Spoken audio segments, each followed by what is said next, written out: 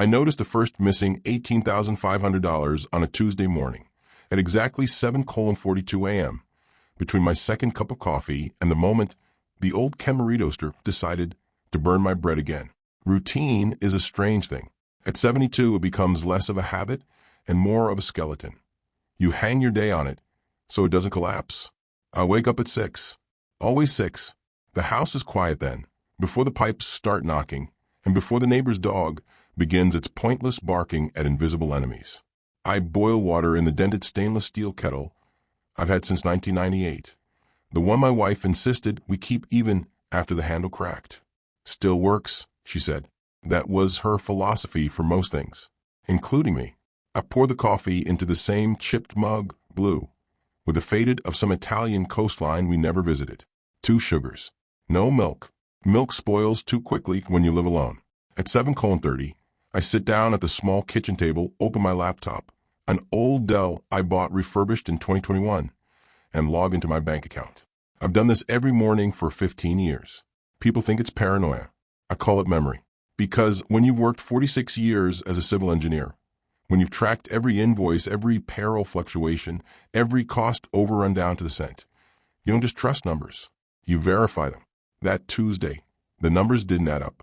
I stared at the screen longer than I'd like to admit, not because I didn't understand what I was seeing, but because I understood it too quickly. Outgoing transfer, $18,500. Date, March 14th, 2026. Recipient, L. Carter Holdings, LLC. I don't know anyone named Carter. I don't deal with LLCs, and I certainly don't send $18,000 anywhere without remembering it.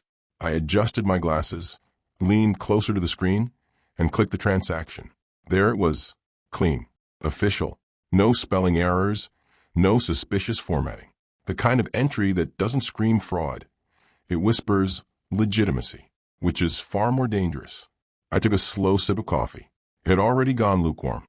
All right, I said out loud, because silence makes things heavier. Let's not jump to conclusions. There are explanations for everything. Banks make mistakes. Systems glitch. Names get mismatched. At least, that's what I told myself. At 8:15, I called my son. Daniel picked up on the 4th ring. Hey, Dad, everything okay? His voice carried that distracted tone. Half attention, half obligation. I could hear a car engine in the background. Probably his Lexus. The new one. Yes, I said. Well, I'm not sure. I wanted to ask you something. A pause. Not long, but noticeable. Sure. I'm looking at my account. There's a transfer here. $18,500 to something called L. Carter Holdings. Does that mean anything to you? Another pause. Longer this time. Then a small laugh. Oh, that. You'd be surprised how much damage 2 words can do. Yes, I said slowly. That. It's fine, Dad. It's just part of the investment thing I told you about. You didn't tell me about any investment thing. I mentioned it last month. You probably forgot. There it was. The first crack. Not the money. Not even the lie. The assumption. I leaned back in my chair, feeling the wood creak under my weight. Daniel, I said carefully, I don't forget $18,000. He sighed, loud enough for me to hear, subtle enough to sound accidental. Dad, look, I'm driving right now. Can we not do this? It's handled. I've got it under control. Under control? I repeated. It's my account, and I'm helping you manage it. He shot back, a bit too quickly. Helping. That word again. People like Daniel love that word. It makes theft sound like charity. I didn't ask for help. Well, maybe you should have, he said. You've been slipping lately. Slipping.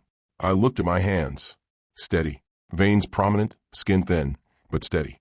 I pay my bills on time, I said. I cook my own meals. I balance my accounts every morning. Yeah. And you also called me last week asking how to reset your email password. I didn't call you. You called me.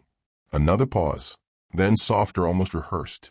Dad, I'm just saying, it's normal at your age. No one's blaming you. No one's blaming you. I felt something shift inside my chest. Not anger. Not yet. Something colder. I want that money back, I said. That's not how investments work. I want it back. It's already allocated. Allocated to what? Silence. Then, look, I'll explain everything tonight, okay? Sarah's making dinner. Come by at 6. An invitation. or a summons? Fine, I said. Good, he replied quickly, relief leaking into his voice. We'll talk then. And Dad? Yes. Try not to stress about this stuff. It's not good for you. The line went dead. I sat there for a while, staring at the screen. The toaster popped again. Burnt. I didn't move. At 9:02 a.m., I refreshed the page. And that's when I saw the second transaction. Outgoing transfer. $32,000. Date. March 28th, 2026. Recipient. Same as above.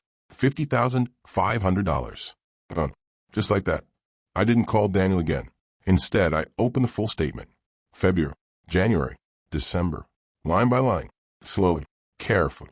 Because if there's one thing I've learned in 72 years, it's this. When someone tells you you're losing your mind, you don't argue. You check the numbers. If you believe older voices still matter, support this channel with a like and a subscription. By noon that same day, I had printed out 12 pages of bank statements and arranged them across my dining table like blueprints for a structure that had already collapsed. I still keep a printer. Most people don't. Daniel once told me it was pointless clutter. The same way he described my toolbox, my paper files, my habit of writing things down instead of trusting the cloud. But paper doesn't lie quietly. Paper forces you to look. The dining table is small, oak, slightly warped on one side where the sunlight hits it every afternoon. My wife used to cover it with a lace cloth, something her mother gave her.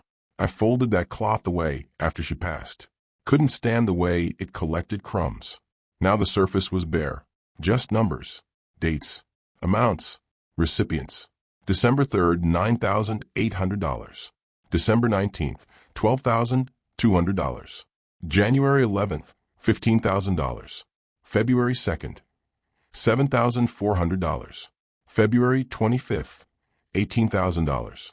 March 14th, $18,500. March 28th, $32,000. I added them twice, then a third time, slower. $112,900. Not a rounding error, not confusion, not slipping. A system. I sat down and made myself a sandwich. Turkey, 2 slices of white bread mustard. I chewed without tasting it. Eyes drifting back to the table every few seconds like it might rearrange itself into something less insulting. It didn't. At 1:15 p.m., I opened the drawer by the sink and took out my old notebook, the black one with the worn spine. I've kept records in it since 2007. Not everything, just the important things. Large purchases, transfers, loans, especially loans. I flipped through the pages. There's Daniel's college tuition, $86,000 over 4 years, paid in installments. I remembered each one, the deadlines, the late-night calculations, the satisfaction of clearing another semester. Then the down payment for his first house, $45,000 in May 2012. I wrote next to it, temporary support. He'll repay when stable. I smiled at that, not because it was funny, because it wasn't. Then came the refinancing in 2018, $63,000 to help him consolidate business debt. Another note, short-term loan, 3 to 5 years. I turned the page, blank. That's when I realized something. The transfers on the bank statement, the ones totaling over $100,000, they weren't in the notebook, which meant one thing. I hadn't authorized them. It's a simple conclusion. Clean, logical. But the human mind doesn't like clean conclusions when they point somewhere ugly. So instead, I stood up, rinsed my plate, and told myself I was overreacting. Let's see the house, I muttered. Daniel lives 15 minutes away. 10 if you ignore the speed limit like he does. The neighborhood changed a lot over the past few years. New builds, glass, steel, oversized windows. Everything looks expensive and temporary at the same time. I pulled into his driveway at 2:03 p.m. The Lexus was there, black, polished to the point where it reflected the sky like water. I remember when he used to drive a second-hand Honda I helped him fix in my garage. Progress, I suppose, or something like it. I knocked once and let myself in. Dad. Sarah's voice came from the kitchen, bright, controlled, always controlled. In here, I said. The kitchen smelled like lemon cleaner and something artificial. One of those plug-in fragrances that tries too hard to feel like home. She stood by the island, phone in hand, nails perfectly done. There's a certain type of person who never looks surprised. Sarah is one of them. Oh, she said, you're early. I didn't realize I needed an appointment. A small smile, not quite friendly. Daniel said you were coming for dinner. I was in the area. That wasn't true, but it didn't matter. My eyes moved past her. New cabinets, white lacquer, soft close hinges. I could tell from the way one of them finished its movements silently. Quartz countertops, high-end, at least $18,000 for the renovation, probably more with labor. When did you redo the kitchen? I asked. January, she said. We got a good deal. Of course she did. I stepped further inside. The living room had changed too. New sectional sofa, gray, oversized, the kind you sink into and never quite get back up from. On the far wall, a television large enough to qualify as architecture. 75 inches? I asked. 82, she corrected. I nodded. Nice. My gaze drifted to the corner. There was a box there, half open. Inside, I could see the logo, Sonos. Audio system, not cheap. How's Daniel's business? I asked casually. Busy, she said. Lots of new opportunities. Profitable. Another smile. Thinner this time. We're doing well. I walked to the window, looked out at the backyard.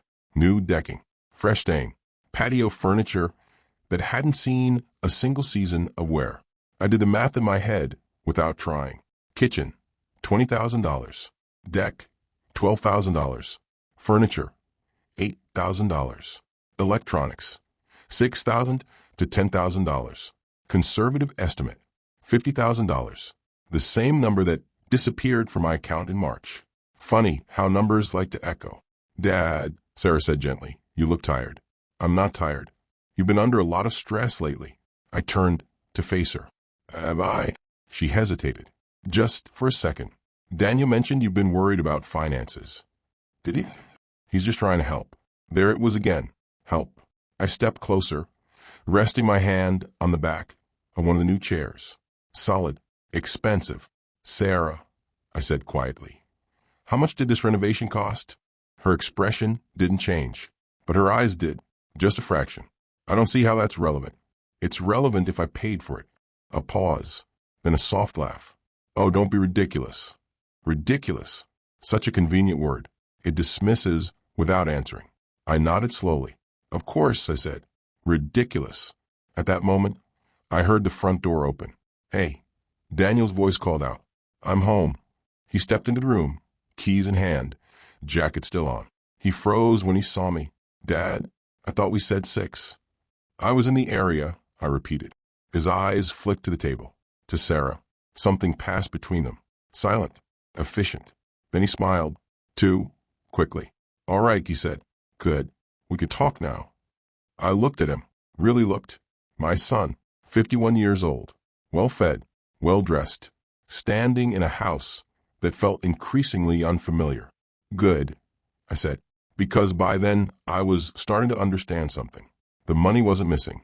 It had just moved, and I was standing in the middle of where it went. Daniel always had a way of taking control of a room without raising his voice. Even as a boy, he did it. Not through strength, not through volume, but through certainty. The kind of certainty that makes other people doubt themselves. He hung his jacket carefully, like nothing was wrong, like this was just another Tuesday. Let's sit, he said, gesturing toward the dining area. We sat. Sarah stayed standing for a moment, then moved quietly to the kitchen island, close enough to hear everything, far enough to pretend she wasn't part of it. I placed the printed statements on the table between us, neatly aligned, deliberate. Daniel glanced down at them and exhaled slowly. You printed them, he said. I like paper. You always did, he muttered. For a moment, neither of us spoke. Then I tapped the top sheet. $112,900. I said, that's the total. December through March. Do you want to explain it or should I? He leaned back in his chair, arms crossing over his chest. It's not what you think. That's usually not a good start. A flicker of irritation crossed his face. It's an investment structure, he said. Short-term capital movement. I told you. No, I replied. You told me this morning that I probably forgot. He sighed again, louder this time. Dad, I didn't think you'd fixate on the exact numbers. Fixate. I felt something tighten behind my ribs. These are not exact numbers, Daniel. This is my money. Our money, he corrected too quickly. The room went very still. I leaned forward slightly. Say that again. He hesitated, just long enough to realize he shouldn't have said it. But instead of correcting himself, he doubled down. Our money, he repeated. It's all going to come back to the same place anyway. Why are you acting like this is theft? Because it is. I didn't say it out loud. Not yet. Instead, I slid the notebook across the table. He looked at it confused. What's this?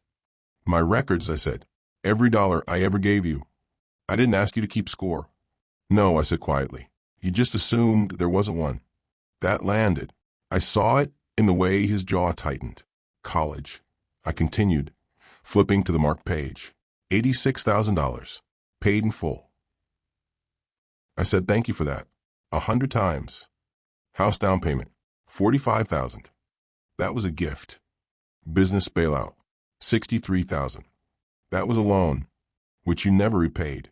He shifted in his chair. We agreed. No, I cut in. We didn't. You said you would. I wrote it down. Silence.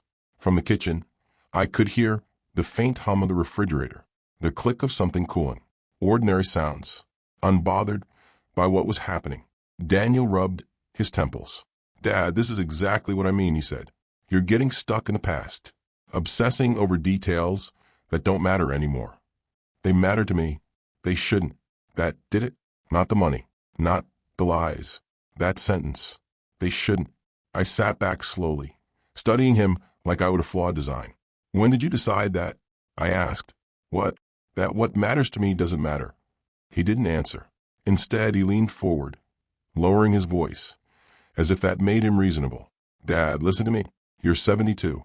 You shouldn't be dealing with this level of financial complexity anymore. I've been dealing with financial complexity since before you learned how to tie your shoes. That's not the point. Then what is the point? The point, he said, choosing his words carefully now, is that things change, people age, capacity declines. There it was, not said outright, but close enough. I felt a strange calm settle over me. Capacity? I repeated. Yes. And who determines that? He hesitated. Then, quietly, we all see it, Dad. We all. I glanced toward Sarah. She didn't look away this time, just stood there, watching, agreeing. A small, precise fracture formed somewhere inside my chest. Who is we? I asked. Me, Sarah. Even Dr. Klein mentioned concerns last year. Dr. Klein asked me about my sleep patterns. He was being polite. I let out a short laugh. Of course he was. Daniel leaned in further. Look, we've been trying to handle this gently, he said. But since you're pushing, maybe it's time to be honest. Honest. That word again. Everyone loves it right before they lie. We've already spoken to an attorney. That landed harder than anything else. I didn't move. About what? I asked. Power of attorney, he said. Just in case. Just in case. In case of what? Forgot my own name? Signed away my house? Died inconveniently? It's a precaution, Sarah added from the kitchen, her voice smooth as glass. To protect you. Protect. Another beautiful word, used like a weapon.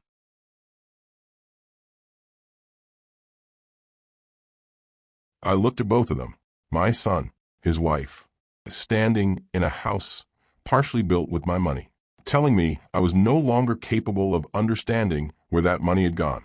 And for the first time that day, I felt anger. Not loud, not explosive, cold, precise. You took $112,900 from my account, I said slowly, without my authorization. We had access, Daniel replied. That's not the same thing. It is if you trust us. I did. Silence. That one hurt him. I could see it. Good. Dad, he said, softer now. You're blowing this out of proportion.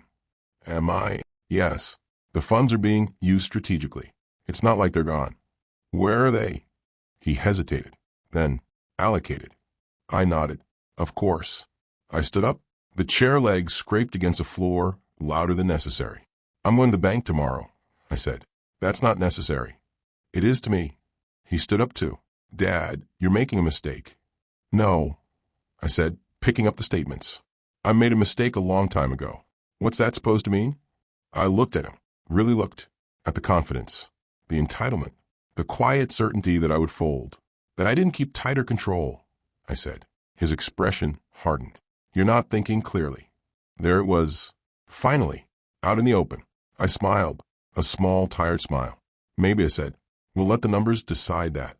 And with that, I walked out of the house, leaving behind the only thing more expensive than the kitchen renovation, their assumption that I wouldn't fight back.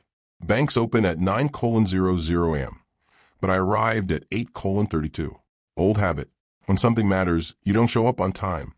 You show up early and watch how things begin. The branch hadn't changed much in the last 10 years. Same glass doors, same dull gray carpet that tried and failed to look professional. The coffee machine in the corner still hummed like it had something to prove. I took a seat near the window. There were 3 other people waiting. A young couple whispering over a folder. Mortgage, most likely. A man in a construction jacket scrolling through his phone. And a woman about my age, clutching her purse like it might run away if she loosened her grip. Ordinary lives. Ordinary problems. At 8:58, the lights brightened slightly. At 9:00 sharp, the doors unlocked with a soft mechanical click. Precision. I respect that. A young clerk called my name at 9:07. Mr. Halpern? I stood. That's me. She led me to a small office with glass walls and a desk that was too clean to be honest. My name is Alicia, she said, sitting across from me. How can I help you today? I placed the folder on the desk and opened it slowly. I'd like to review a series of transactions, I said, and I'd like to do it carefully. Her smile remained, but it shifted, slightly more professional now. Of course. I slid the statements toward her. She glanced at the first page, then the second. Her eyes paused on the totals. That's a significant amount, she said. Yes, I replied. It is. Are you disputing these transactions? I'm questioning them. She nodded and turned to her computer. Let me pull up your account history. Her fingers moved quickly, efficient, trained. For a moment, the only sound in the room was the quiet tapping of keys. Then she stopped. Her expression changed. Not dramatically, just enough. Mr. Halpern, she said carefully. These transfers were authorized. I assume that's what your system says. She turned the monitor slightly toward me. Each transaction was approved through online banking, she explained, using your credentials. My credentials, I repeated. Yes. Username, password, and two-factor authentication. Two-factor. I felt something click into place. How was the authentication completed? I asked. She scrolled. It says here. Confirmation codes were sent via SMS. To my phone? She hesitated. No, she said. To the secondary number on file. Secondary number. I leaned back in my chair. And what number is that? She read it aloud. I didn't need her to. I already knew. Daniels, of course. Who added that number? I asked. She clicked again. It was updated January 3rd, 2026. January 3rd. I was in the hospital that day. Routine procedure. 2 nights. Mild sedation. Was that change made in person? I asked. No, she said. Online request. Verified with security questions. Security questions. I almost laughed. Mother's maiden name. First car. Favorite teacher. Things a son would know. Things I had answered casually over dinner conversations years ago, never imagining they were being cataloged. I see, I said. Alicia studied my face. Do you believe someone accessed your account without permission? I considered the question carefully. No, I said finally. I believe someone accessed my account with permission. Then I'm not sure I understand. I gave my son access years ago, I said. For emergencies, bill payments, convenience. And now, I said, tapping the paper. He's redefined what an emergency is. She nodded slowly. I understand. No, I said quietly. You don't, but that's all right. She straightened slightly. There are still options, she said. We can restrict access immediately. Remove the secondary number. Flag the account for unusual activity. I'd like all of that. Of course. She typed again. Additionally, she continued, if you believe funds were misused, you may want to speak with our fraud department. I shook my head. Not yet. May I ask why? Because fraud requires strangers. And this wasn't that. This is a family matter, I said. Her expression softened.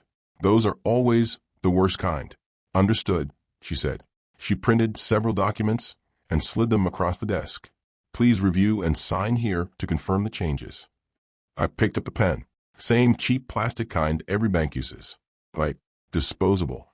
I signed my name slowly, clear, each letter deliberate. When I finished, I looked up at her. I'd like copies of everything, I said. Full transaction logs, IP access records, device history, any metadata you have. She blinked. That's quite detailed. I spent 46 years auditing infrastructure contracts, I said. I know what detailed looks like. A pause, then a small, respectful nod. I'll prepare that for you, she said. Thank you. At 9:48 a.m., I walked out of the bank with a thick envelope under my arm. Heavier than it looked. Paper has weight when it carries truth. I didn't go home. Instead, I sat in my car, placed the envelope on the passenger seat, and just looked at it for a while. Then I opened it, page after page. Timestamps, IP addresses, device IDs, patterns, every transaction traced back to the same source, same device, same location, Daniel's house.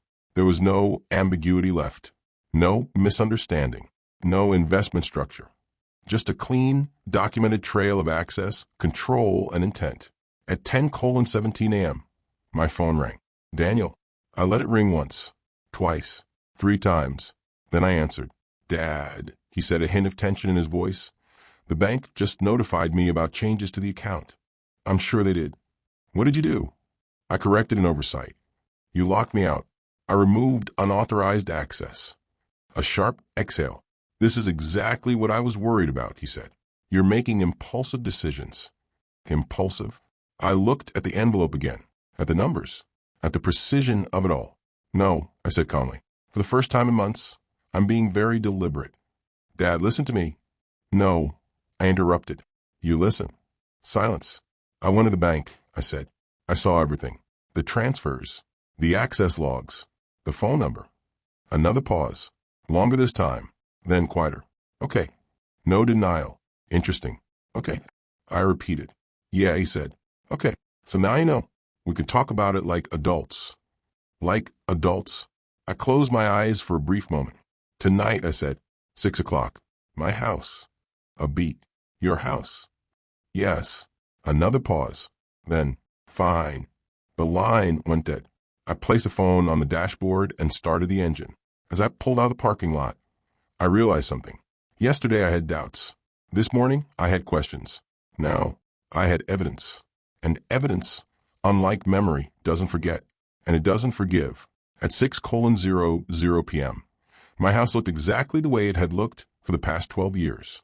That was intentional. Same armchair by the window. Same faded rug with a burn mark from 2009 when I dropped a soldering iron. Same bookshelf with manuals no one reads anymore. Structural codes from 1998, 2003, 2010. Outdated. But still more honest than most people. I even set the table. Not for dinner. I didn't cook, but I laid out 3 plates anyway. White ceramic, slightly chipped on the edges. I placed forks and knives with the same precision my wife used to insist on. Parallel, a line measured. Order matters before conflict. On the table, in the center, I placed a single object. The envelope, thick, unassuming, heavy. At 5:52, I poured myself a glass of water. Not whiskey, not tonight. I wanted clear head. No excuses. No blurred edges. At 5:59, I heard the car. Not 1, 2. Interesting. At 6:01, the doorbell rang. I didn't rush. I never rush. I walked to the door, opened it, and there they were. Daniel, Sarah, and a third man, mid-40s, clean suit, navy, polished shoes, hair cut too precisely to be accidental. He extended his hand before I could say anything. Mr. Halpern, he said. Richard Klein, attorney, of course. I looked at Daniel. You brought a lawyer. He shrugged, as if it were the most natural thing in the world. We thought it would be productive. Productive. I stepped aside. Coming? They entered like they belonged there. That's the thing about people who take from you long enough. They start to believe the space is theirs. We sat at the table. 3 on one side, 1 on the other. Balanced. Visually, not in reality. Richard placed a leather folder in front of him. Smooth. Expensive. The kind of folder that doesn't carry uncertainty. I understand there's been some confusion regarding financial management, he began. No, I said. There hasn't. A small pause. He adjusted his tone. Then perhaps a disagreement. Closer. Daniel leaned forward. Dad, we're not here to fight. No, I said. Then why is he here? I nodded toward the lawyer. To help us resolve this, Sarah said quickly. Before it escalates. Escalates. I almost smiled. It already has, I said. I tapped the envelope. Lightly. The sound was louder than it should have been. Richard glanced at it, then back at me. May I? He asked. No, I said. His hand stopped mid-motion. That's not for you, I added. Silence. Daniel exhaled sharply. Dad, this is exactly the kind of behavior we're concerned about. Concerned. Let's talk about that, I said. I opened the envelope, slowly, deliberately, and began laying out the documents. One by one, transaction logs, dates, amounts, IP addresses, device IDs, a map of everything they thought I wouldn't understand. Richard's posture changed first. Subtle, but noticeable. He leaned in, closer. That's when I knew. He hadn't seen this. $112,900, I said, December through March. No one spoke. I slid another page forward. Secondary authentication number added January 3rd. Daniel's jaw tightened. While I was in the hospital. Sarah shifted in her seat. Security questions answered correctly. I paused. Of course they were. I looked directly at Daniel. You've known me your entire life. He didn't respond. Richard cleared his throat. Mr. Halpern, he said carefully, if your son had authorized access. He did, I interrupted, for bill payments, emergencies. This could still fall under implied consent. I nodded. Implied consent for over $100,000? A pause. That depends on what? I asked. He didn't finish. Good. I leaned back slightly, gave them space to sit with it. Then I reached into the envelope again and pulled out something different. A smaller folder. Older. Worn. I placed it on the table. This, I said, is where things get less implied. Daniel frowned. What is that? My will. Silence. Sharp. Immediate. Sarah's eyes flicked to Daniel. Richard straightened. That's not relevant to. It is now, I said. I opened the folder. Slowly. Updated this morning? I added. That landed. Hard. You changed it? Daniel asked. Yes. To what? I met his eyes. Not what? Who? No one moved. I spent 46 years building what's in those accounts, I said. Every dollar accounted for. Every decision deliberate. My voice remained steady. That money was never ours. It was mine, and one day it was going to be yours. I let that hang. Past tense matters. Was. Daniel repeated quietly. Yes. Sarah leaned forward. Mr. Halpern, let's not make emotional decisions. This isn't emotional, I said. And for the first time, there was a sharp edge in my voice. This is structural correction. Richard spoke again, more cautiously now. If you're suggesting disinheritance as leverage. I'm not suggesting anything, I said. I've already done it. Silence. Heavy. Real. Daniel stared at me. You're bluffing. I slid the document across the table. Am I? He didn't touch it. Didn't need to. He could see enough. Names. Not his. Not hers. Instead, a foundation. 2 charities. And one very specific clause. Liquidation of remaining assets. No family disbursement. No, he said quietly. You wouldn't do that. I looked at him. Calm. Measured. I already did. The room changed. You could feel it. Like pressure dropping before a storm. And then, finally, I said the thing I had been holding back all day. This isn't about the money anymore. A pause. It's about the assumption, I continued, that I wouldn't notice, that I wouldn't understand, that I wouldn't act. I leaned forward, just slightly, and that, I said, is where you made your mistake. No one spoke, because for the first time since this began, they realized something simple. I wasn't confused. I wasn't slipping, and I wasn't done. What surprised me most was not Daniel's anger. It was how quickly it disappeared. Not gone, no, just contained, redirected, like water hitting concrete and finding another way to move. That's when I understood something I should have realized earlier. This wasn't emotional for him either. It was strategic. You're overreacting, he said finally, his voice lower now, controlled again. This doesn't need to go any further. Further. I folded my hands on the table. It already has. Richard leaned forward, fingers steepled.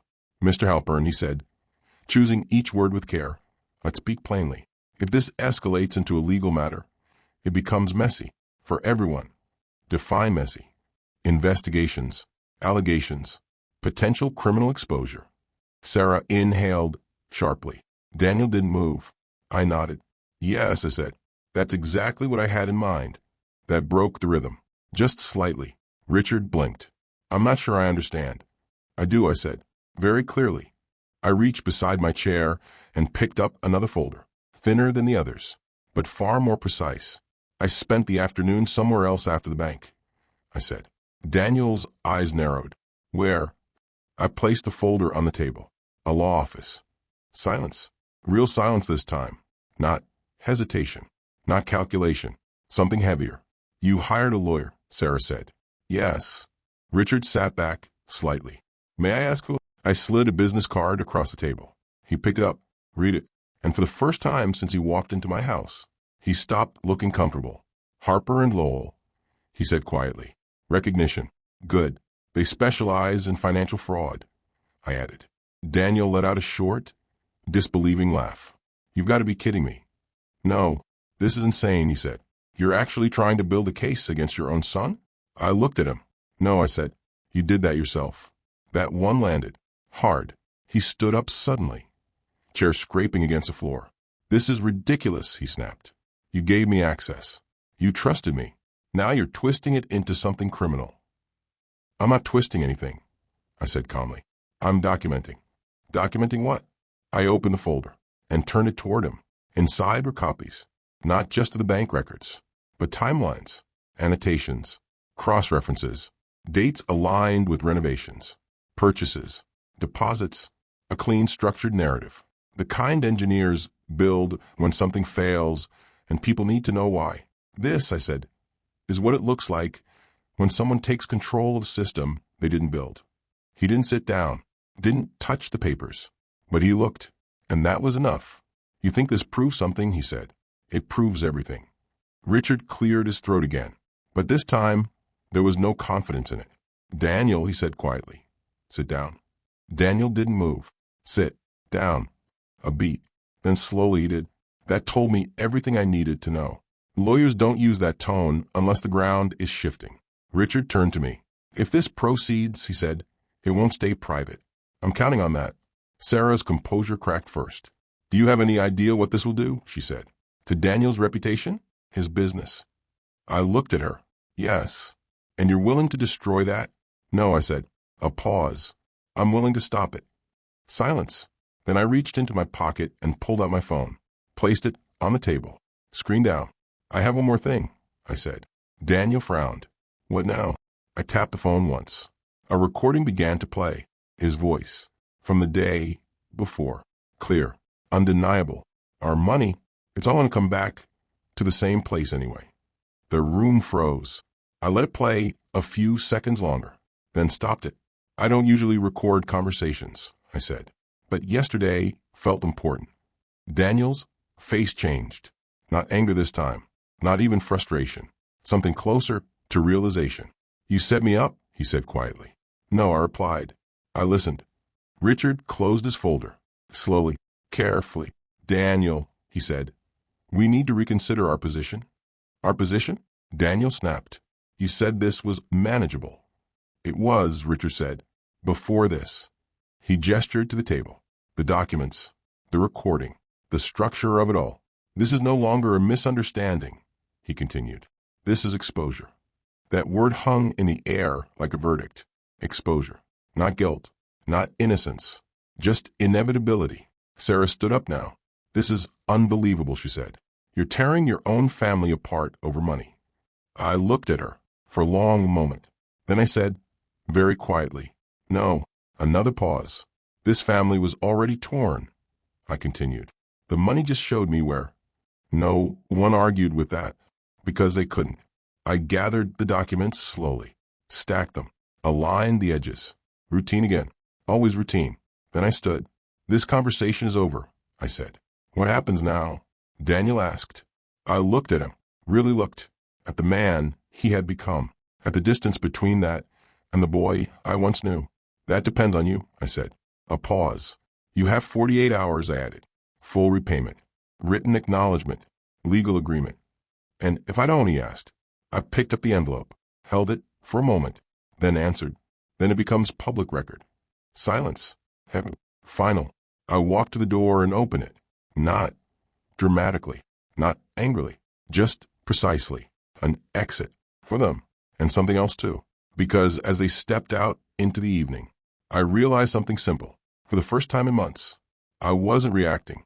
I was deciding. The first 24 hours passed quietly, too quietly. That's always how you know something is happening. Not noise, not arguments, not desperate calls. Silence. The kind that builds pressure. At 8:00 a.m. the next morning, I made my coffee the same way I always do. Same kettle, same chip mug, same careful pour. Routine doesn't disappear just because your life shifts underneath it. But something had changed. Not outside, inside. I didn't check my bank account immediately. That was new. Instead, I sat by the window and watched the street. A delivery truck stopped across the road. The driver struggled with a large box, muttering something under his breath. A neighbor walked his dog, the same slow pace, the same distracted look. Ordinary life, unaffected. At 9:12, my phone buzzed. A message from Daniel. We need to talk. I didn't respond. At 10:47, another one.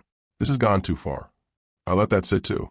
At 12:03 p.m., the third message came. Call me. Short, less confident. I still didn't answer. Instead, I stood up, walked to my desk, and opened the envelope again.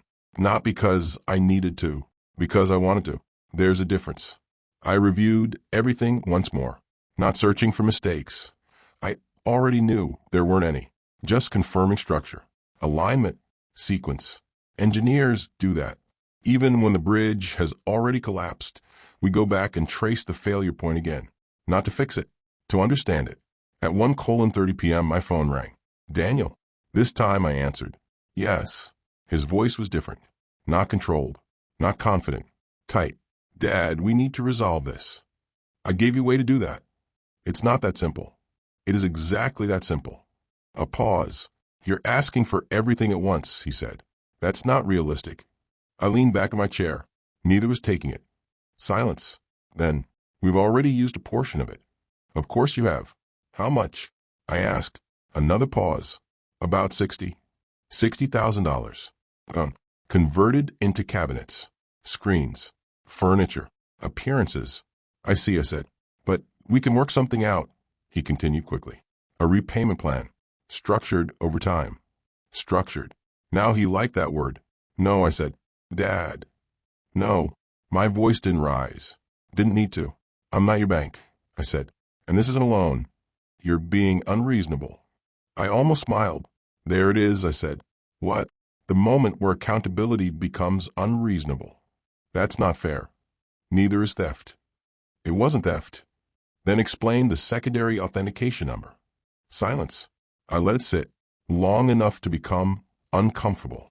Then I added quietly, explain why it was your number. He didn't. Because he couldn't. At 1:38 p.m., the call ended. Not with resolution, with absence. The second 24 hours were louder. At 8:05 a.m., I received a call from an unknown number. I answered. Mr. Halpern, a woman's voice said. Yes. This is Karen Mitchell from Harper & Lowell. I'm calling regarding your case file. Efficient. Direct. I'm listening. We've completed a preliminary review, she said, based on the documentation you provided. There is sufficient evidence to proceed formally. Formally. A clean word for something messy. What would that involve? I asked. Filing a complaint. Initiating recovery proceedings. Potential referral for criminal investigation. She said it the way doctors say difficult things. Clearly, without decoration and timeline. Once filed, it becomes part of the public record within 24 to 48 hours. Public. I looked out the window again. Same street. Same dog. Same delivery truck, different box. Understood, I said. Would you like us to proceed? A simple question. Yes or no? No gray area. That's what I appreciated about it. I'll confirm by end of day, I said. Of course. The call ended. I sat there for a while, not thinking about Daniel, not about Sarah, about structure, cause and effect, action and consequence. At 11:22 a.m., my phone buzzed again. A notification. Bank deposit. I opened the app. Incoming transfer. $52,000. Partial. Not enough, but not nothing. Seconds later, my phone rang. Daniel. I answered. That's what we can do right now, he said immediately. The rest will take time. I looked at the number again. 52,000. Precise. Calculated. 48 hours, I said. I know, but 48 hours. We're trying. No, I said. You're negotiating. Silence. I'm not negotiating. His breathing was audible now. Faster. Less controlled. You're going to ruin me, he said. I closed my eyes for a brief moment. Not from guilt. From clarity. No, I said quietly. You're going to ruin yourself. Another silence. Then softer. Dad, please. That word. Late. Too late. I'll wait, I said, and I hung up. At 5:58 p.m., 2 minutes before the deadline, my phone buzzed one last time. Another notification. I didn't rush. I never rush. I opened it. Incoming transfer. $60,900. Total returned. $112,900. Exact. Complete. I sat there for a long moment. Then I did something I hadn't done in 2 days. I checked my hands. Steady. Still steady. At 6:01 p.m., my phone rang again. Daniel. I let it ring. Once. Twice. 3 times. Then it stopped. A message came through seconds later. It's done. I didn't reply. Instead, I stood up, walked to the kitchen, and rinsed my cup. The water ran clear. No residue. No trace. At 6:10 p.m., I picked up the phone and called Harper and Lowell. Mr. Halpern, Karen answered. Yes, I said. A pause. Then, we'll proceed. Because repayment fixes numbers, but it doesn't fix intent. And some things, once exposed, don't go back to where they were, ever again. Stories like this happen more often than we think. By the way, where are you watching from? Drop your city or state below. And if you want more stories like this, subscribe to the channel.